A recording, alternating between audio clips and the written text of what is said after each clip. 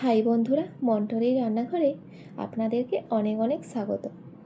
আজকের আমি বানাবো মাছের মাথা দিয়ে লাল শাকের চচ্চড়ি।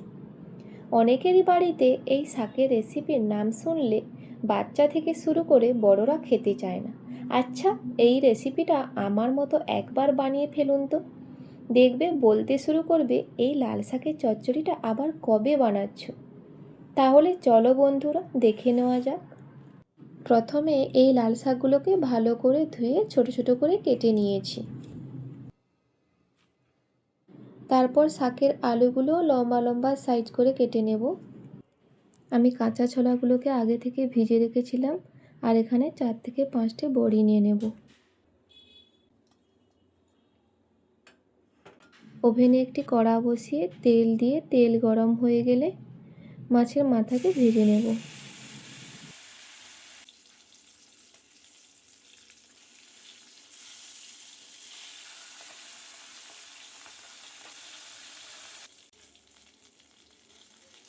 মাছের মাথাকে আমি এইভাবে ভেজে নেওয়ার পর ওই মাছ ভাজা তেলে আর কিছুটা তেল দিয়ে বড়িগুলোও হালকা লাল লাল করে ভেজে নেব।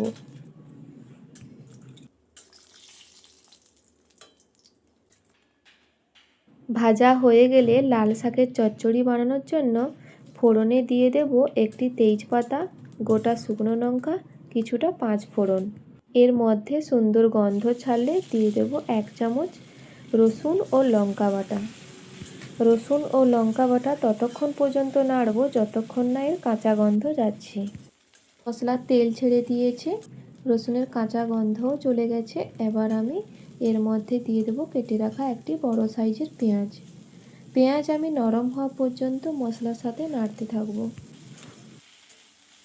পেঁয়াজগুলো হালকা নরম হয়ে গেলে ভেজে রাখা মাছের মাথা দিয়ে দেব। খুন্তি দিয়ে মাছের মাথাকে ভালো করে ভেঙে নেব।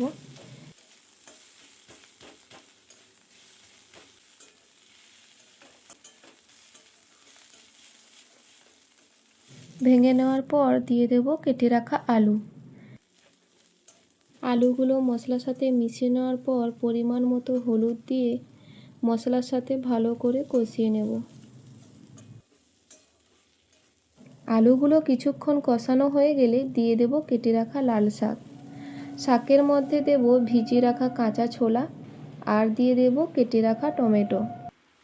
এই সবগুলো উপকরণ দিয়ে শাকগুলোকে ভালো করে মিশিয়ে নেব। এখন শাকগুলো বেশি মনে হলেও দেখবে কিছুক্ষণ পরে অনেকটাই কমে গেছে।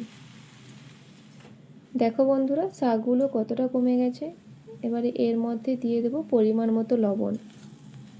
লবণটা আমি আগে দিই না, কারণ লবণের পরিমাণটা বোঝা যায় না। বন্ধুরা, শাকগুলো আপনারা যদি ধৈর্য ধরে কষাতে পারো তাহলে এই লাল শাকের চচ্চড়িটা অসাধারণ খেতে লাগে। আমি এখন 10 থেকে 15 মিনিট ধরে লো ফ্লেমে কষাতে থাকবো।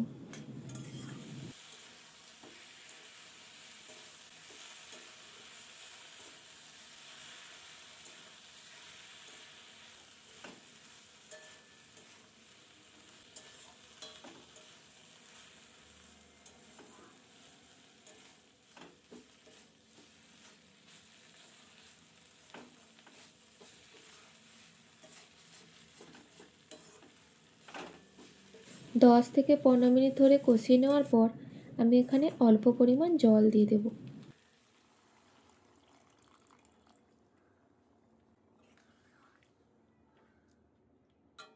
ভেজে রাখা বড়িগুলো এর মধ্যে দিয়ে ভালো করে মিশিয়ে নিয়ে লো ফ্লেম করে ঢাকা দিয়ে রেখে দেব 4 থেকে 5 মিনিট পর্যন্ত।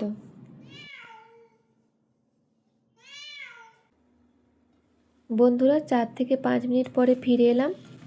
দেখো বন্ধুরা, কত সুন্দর দেখতে হয়েছে এই লাল শাকটি, আর খেতেও অসম্ভব সুন্দর হবে।